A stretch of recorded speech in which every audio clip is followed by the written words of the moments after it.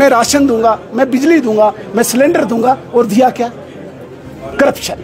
आज front page की story पढ़िए आप। करप्शन, करोड़ों रुपयों की करप्शन उमर सरकार ने दी है एक साल के अंदर।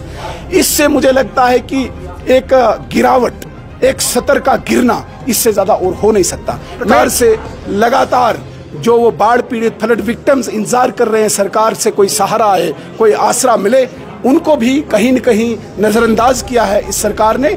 इसलिए भारतीय जनता पार्टी ने फैसला किया है कि हम सरकार की इस करप्ट प्रैक्टिस को नंगा करेंगे, सरकार के गैर जिम्मेदाराना रवैया को हम नंगा करेंगे।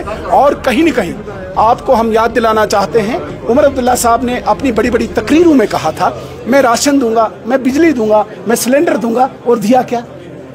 करप्शन। आज फ्रंट पेज की स्टोरी पढ़िए आप। करप्शन, करोड़ों रुपयों की करप्शन उमर सरकार ने दी है एक साल के अंदर। इससे मुझे लगता है कि एक गिरावट, एक सतर का गिरना इससे ज्यादा और हो नहीं सकता। मैं तमाम मीडिया के चैनलों से गुजारिश करता हूं, आप उमर साहब से पूछिए क्या आपकी इन्वॉल्वमेंट है इसमें? क्या ये जो लेन देन का सिलसिला चला है, क्या ये जो टेंडर चोरी का सिलसिला चला है, क्या उमर साहब तक ये लेन देन का सिलसिला चला है? अगर है तो मॉरल ग्राउंड्स पे उमर साहब को रिजाइन करना चाहिए और ये इंक्वायरी सीबीआई को देनी चाहिए। सीबीआई देखिए सीबीआई सो मोटो एक्शन नहीं लेती है।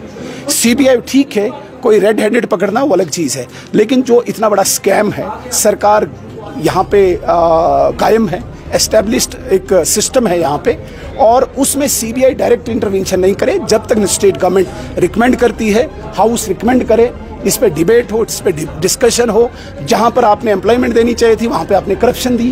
एक ही सैंपल आज एक डिवीजन का लिया है, पता करना चाहिए उस डिवीजन में कौन है एमएलए वहां का, कौन है मिनिस्टर वहां पे, क्या वो करीबी है उमर साहब के वो मंत्री, क्या वो एमएलए बहुत नजदीक है उमर साहब के, क्या वो देर रात उमर साहब के घर जाते हैं डिस्कशन करने के लिए? अगर वहां पे डिस्कशन होती है उमर साहब के घर में रात को, क्या वो इसी डिवीजन की या इसी प्रैक्टिस की डिस्कशन होती है या पार्टी के विस्तार की डिस्कशन होती है? माफी मांगो, ये भी मांगनी चाहिए सीएम साहब को। कल भी बहुत बड़ा अपराध किया सीएम साहब ने, इस हाउस की मर्यादा को तार तार किया, इस हाउस की सैंक्टिटी को वायलेट, डिसऑनर किया है।